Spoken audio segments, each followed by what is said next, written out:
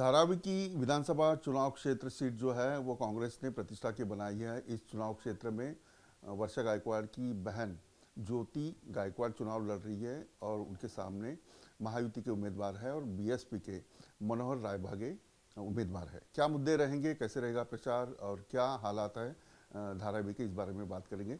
मनोहर रायबागे जी, ये बताइए कि क्या मुद्दे हैं धारावी के और चुनाव में कौन से मुद्दे चल रहे हैं। अडानी को जो प्रोजेक्ट दिया है वही मुद्दा लेकर कांग्रेस से चुनाव लड़ रही है। उनके पास दूसरे मुद्दे मतलब कुछ काम ही नहीं किया तो उनके पास दूसरा मुद्दा ही नहीं कि काम बताए विकास क्या किया, ये बताने के लिए उनके पास कुछ नहीं करके खाली अडानी का ही मुद्दा उनके पास बचा है, वही लेके लोगों के पास जा रहे हैं। विकास के बारे में कुछ नहीं बोल रहे हैं। धारावी में क्या करना चाहते हो, 40 साल के पहले क्या किया है, बच्चों के लिए अच्छा एक आधा स्कूल धारावी में बांधा है क्या तुमने, एक आधा अच्छा हॉस्पिटल तुमने धारावी में बांधा है क्या, एक आधा अच्छा ग्राउंड दिया है क्या खेलने को बच्चों के लिए। जो तुम्हारे पिताजी ने ग्राउंड ये 5 एकड़ का ज़मीन अभी स्पोर्ट्स डिस्ट्रिक्ट स्पोर्ट्स क्लब तुमने लिया, तभी हमने उनके साथ जब भी वो बांध रहे थे तभी हमने विरोध किया था उनको कि बाबा ये धारावी के बच्चों को खेलने के लिए 5 एकड़ का प्लॉट था।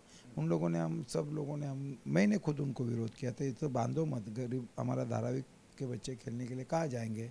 तभी उन लोगों ने हमको बोला कि बाबा गायकवाड़ साहब ने कि ये धारावी के बच्चों के लिए हम बांध रहे हैं, उनको उधर अच्छा सुविधा मिलेगा, स्विमिंग टैंक मिलेगा, अच्छा वहाँ बैडमिंटन कोर्ट मिलेगा, लॉन्ग टेनिस मिलेगा, क्रिकेट खेलने के लिए अच्छा बड़ा ग्राउंड रहेगा और सब अंदर ही इंडोर गेम रहेंगे, कैरम रहेगा, चेस रहेगा, ये सब हमको बताया गया। और ये धारावी के बच्चों के लिए रहेगा, इनको कुछ फीस नहीं रहेगा, गवर्नमेंट की तरफ फ्री मिलेगा।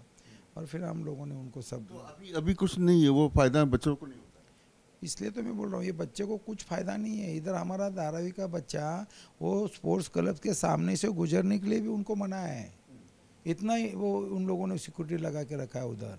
अंदर गेट के अंदर हमारे बच्चे लोग नहीं जा सकते, खेलने कूदने का तो बात की बात है, लाखों रुपए फीस बना के रखा है उन लोगों ने और डिस्ट्रिक्ट स्पोर्ट्स करके उन लोगों ने बड़े लोगों को उधर एंट्री दिया है। धारावी का एक भी बच्चा उधर जाता नहीं, धारावी के एक भी बच्चे को उधर सुविधा मिलते नहीं, लाखों रुपए धारावी के बच्चे भरेंगे कहाँ। पुनर्विकास के बारे में क्या मुद्दा है आपका। पुनर्विकास तो देखो धारावी में आज मैं तुमको पहला बोलता हूँ कि इन लोगों ने जो आज पुनर्विकास जो सेक्टर जो हाँ एक मुद्दा बहुत बड़ा धारावी का चल रहा है, तो मैं इनको पूछता हूँ कि जिन लोगों ने सेक्टर डाला धारावी के लिए, इनको मैं पूछता हूँ तभी कांग्रेस था, जब भी मुख्यमंत्री कांग्रेस का था, वहाँ आमदार वर्षा गायकवाड़ थी, उनके पिताजी खासदार थे। इन लोगों ने धारावी ने इनके ऊपर किसने मांगा था हमको सेक्टर, इन लोगों ने धारावी में सेक्टर क्यों डाला, किसने मांगा था सेक्टर। हमारा एसआरए के अंडर धारावी का विकास चल रहा था, अच्छा धारावी का विकास हो रहा था और आशिया खंड की सबसे झोपड़पट्टी जो है धारावी, उसका विकास करने के लिए 95 में जब हिंदू हृदय सम्राट बाला साहब ठाकरे जी ने एसआरए की योजना लाई कि झोपड़पट्टी हटाने के लिए, वो झोपड़पट्टी हटाने के लिए की जो योजना बनी थी इन लोगों ने उसको बंद करवा दिया। हमको कुछ भी मालूम नहीं धारावी करों को, और इन लोगों ने सेक्टर लाया। अभी ये सेक्टर के अंदर आज 20 साल हो गया, 2004 में सेक्टर आया, आज 2024 चालू है, 20 साल हो गया, 4 इलेक्शन होने को आए, हर एक इलेक्शन में ये मुद्दा उठाते, हम विकास करके देंगे आपको, घर देंगे, अच्छा घर देंगे, ये करेंगे। कभी आज 4 इलेक्शन जीता, यही लोगों को आते भाई, अभी तो इन लोगों ने चालू किया है कि आज तुमको धारावी घर ही मिलेगा नहीं, धारावी में तुमको दुकान नहीं मिलेगा, धारावी में तुमको काम करने के लिए कारखाना नहीं तो मिलेगा। अदानी का जो प्रोजेक्ट है उसमें धारावी को क्या मिल रहा है, जो यहाँ के लोग रह रहे हैं। अभी देखो ये अदानी जो है, प्रोजेक्ट तो महायुति ने भी मंजूर कर दिया। ये महायुति ने मंजूर, महाराष्ट्र सरकार का स्कीम है, तो जो मेरे को मालूम है महाराष्ट्र सरकार का स्कीम है, अदानी कॉन्ट्रैक्टर है। जो भी ये स्कीम जब भी बनता है, इतना बड़ा स्कीम जो है ये सरकार ने मंजूर किया है, महाराष्ट्र सरकार ने। जब भी महाराष्ट्र सरकार भी टेंडर निकालता है, ये स्कीम किसको देता है, इतना बड़ा काम, कितना 25-30 हज़ार करोड़ का प्रोजेक्ट है ये, तो ये जब भी इतना बड़ा स्कीम किसको भी कॉन्ट्रैक्ट को दिया जाता है, तो यहाँ का जो आमदार है धारावी का, उनको तो विश्वास में लिया गया होगा, विश्वास में लिया गए बगैर कोई भी आमदार जो उनका क्षेत्र के कोई भी स्कीम इतनी बड़ी 35-40 हज़ार करोड़ की स्कीम बनती है, तभी 1000% एक, मैं तुमको बोलता हूँ यहाँ का आमदार को विश्वास में लिया गया है सरकार ने, और तुमने इसको मंजूरी दी है। जब तक तुम हाँ नहीं करते तब तक स्कीम कभी मंजूर नहीं होगी। और फिर तुम भी उसमें शामिल हो अदानी को कॉन्ट्रैक्ट देने के लिए, तो फिर तुम क्यों अभी चिल्ला रहे अदानी को ये करेगा वो करेगा, अदानी बाहर भागेगा वो तो पहले नहीं सोचा तुमने धारावी के लोगों के बारे में, धारावी के झोपड़े के बारे में सोचने का काम किसका था? आप आमदार करके आपका था। हम धारावी करने आपको विश्वास रख के, आज नहीं के लिए 40 साल से आपको एक ही परिवार को धारावी विश्वास रख के चुन के देता है, और तुम धारावी का लोगों का विश्वासघात कर रहे हैं। आपको नहीं लगता ये? आप सोचो दिल में थोड़ा, तो आपका काम नहीं था ये? अदानी को नहीं देना चाहिए, अदानी या बाबा ऐसा इंसान है, अदानी का बड़ा ऊपर लोगों से पूरा कांटेक्ट है या पूरा उनका सेटलमेंट है, या अभी आप लोगों को चिल्ला चिल्ला के बोल रहे हो, तो ये तभी क्यों नहीं सोचा तुमने? आपको सब मालूम था ये, तो अभी तुम लोगों को फंसाने का नहीं काम कर रहे हो क्या? ये जीआर निकाला, वो जीआर निकाला। जीआर कोई भी आमदार का क्षेत्र निकालेगा, तुम्हारा कोई भी कॉन्स्टिट्यूंसी निकालता है तो आमदार को विश्वास में लेने बगैर नहीं निकलता, ये मेरे को मालूम है, क्योंकि मैं भी एक गैजेटेड ऑफिसर के सर्विस किया है। तुमका काम है वो, तुम्हारे खिलाफ, धारावी के खिलाफ कोई भी जीआर बन रहा है, कोई भी कायदा बन रहा है, तो विरोध करने का काम किसका है? हमने तुमको हमारा एक क्या यहाँ का नेता करके चुन के दिया है ना, फिर हमारी सब यहाँ कॉन्स्टिट्यूंसी की या धारावी मतदार संघ की पूरी जिम्मेदारी आपकी है। इधर अच्छा क्या करना, बुरा क्या करना आपका काम है, आपने नहीं किया। आपके दिमाग में क्या है, धारावी का क्या होना चाहिए? देखो, मैं बोलता हूँ कि धारावी में ये जो लोग अभी परिवारवाद हटना चाहिए। आज तुमको धारावी ने 40 साल में, धारावीकरों को भी बोलता हूँ, तुमने 40 साल आज यहाँ लोगों को सत्ता दी है। आज भी यहाँ एक भी काम 40 साल में ऐसा नहीं हुआ है कि एक अच्छा स्कूल धारावी में, अच्छा ग्राउंड, अच्छा हॉस्पिटल जो है, जो लगता है, एक भी नहीं हुआ है। तो इन लोगों ने 40 साल में खाली धारावी को वोट लेके, सत्ता लेके खाली पैसा कमाने के काम किया।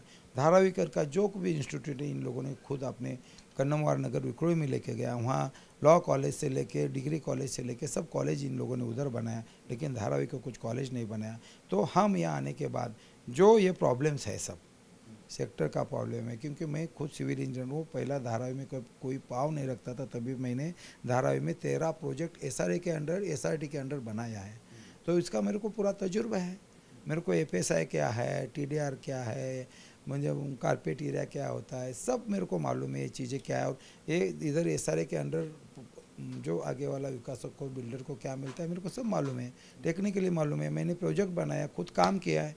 तो हम वो सेक्टर का काम जो हम अच्छे तरह से करेंगे, लोगों को धारावी में घर देंगे, लोगों को घर के बदले घर देंगे, लोगों को यहाँ काम करने के लिए, धंधा करने के लिए यहाँ ही उनको दुकान का प्रावधान करेंगे, कारखाने का प्रावधान। अभी अडानी का जो प्रोजेक्ट है, अडानी महाराष्ट्र सरकार ने दिया है, उसमें कितनी जगह धारावीकर को मिल रही है, और जो व्यवसाय यहाँ चलते हैं, बिजनेस चलते हैं, तो उसके लिए क्या प्रावधान?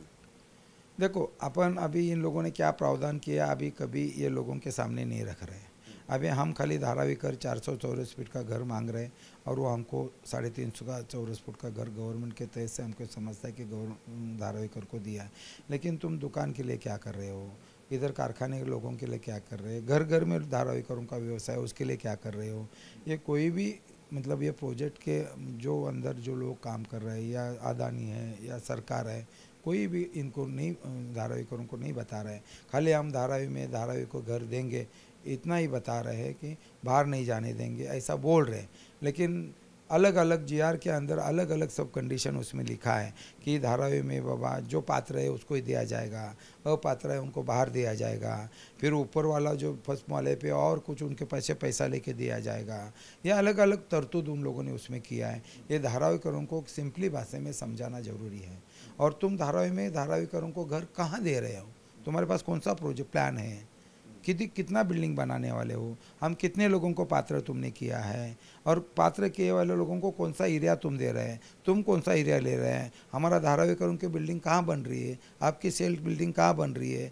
क्या तुम सुविधा दे रहे हो? किधर आ रहे हैं? कुछ भी नहीं बता रहे। तुम कल हम घर देंगे, ऐसा कैसा चलेगा? कुछ एग्रीमेंट। चुनाव में आपको कितना अमानत लगता है? आपका दुश्मन कौन है, पॉलिटिकल दुश्मन कौन है? महायुति है, महाविकास आघाड़ी? मैं तुमको बोलता हूँ, मेरा धारावी में कोई भी दुश्मन नहीं है। मैं महायुति को भी दुश्मन नहीं मानता हूँ। सामना किससे होगा? सामना मैं तुमको वही बोल रहा हूँ, उधर आ रहा हूँ मैं एक तुमको बोलता हूँ कि मेरा कोई दुश्मन नहीं, ना मेरा या कोई कैंडिडेट मेरे खिलाफ नहीं है, मानता ही नहीं मेरे खिलाफ ये कैंडिडेट है। मैं तुमको बोलता हूँ कि मेरे सामने कोई उम्मीदवार भी खड़ा नहीं। मेरा जो उम्मीदवार है, मेरा कैंडिडेट जो है, धारावी में जो प्रॉब्लम्स है आज धारावी जो विकसित धारावी पड़ी है, वो धारावी को, वो मेरे सब कैंडिडेट है, वो मेरे विरोधक है, उनको मेरे यहाँ से नायक करना है, उनको यहाँ से भगाना है और धारावी को एक विकसित धारावी करना है। और जब ये लूँगा मैं धारावी काम, तभी ये जो मेरे तुम उम्मीदवार बोलते हैं ना, सब पार्टी के, महायुति का उम्मीदवार, महाविकास का उम्मीदवार, यहाँ के नेता लोग सब जो है मेरा, उनको सबको साथ लेके, सरकार को साथ लेके, सबको साथ लेके धारावी लोगों के साथ मैं धारावी का एक अच्छा धारावी बनाने का प्रयास करूँगा और धारावी का विकास करूँगा, ये मेरी मंशा है, इसलिए मैं खड़ा हूँ। बहुत बहुत शुभकामनाएं। बीएसपी की ओर से मनोहर रायबागे इस चुनाव में अपना नसीब आजमा रहे। 3 लोगों में टक्कर होगी, महाविकास आघाड़ी, महायुति और बीएसपी। मैं यही रुकता हूँ, आप देखते रहिए न्यूज़ नेशन।